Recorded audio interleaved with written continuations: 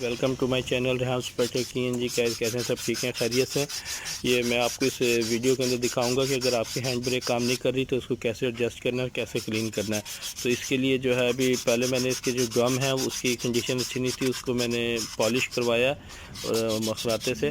तो वो करवाने के बाद और अभी इसके ब्रेक पैड पर हल्का हल्का रेगमाल मार के इसको प्लेन कर लेंगे ताकि एडजस्ट ग्रिप अच्छी हो जाए, और फिर इसके बाद एडजस्टर के ज़रिए इसको एडजस्ट करेंगे।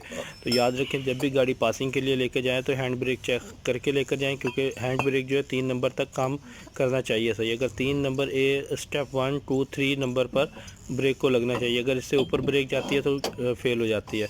और मज़ीद कंप्लीट वीडियो देखने के लिए मेरी जो है चैनल का विज़िट करें, रेहान सुपर टेक ENG का, और उसी के अंदर आपको पूरी कंप्लीट वीडियो भी मिलेगी एडजस्टमेंट की। ठीक है गाइस, मिलते हैं नेक्स्ट वीडियो में।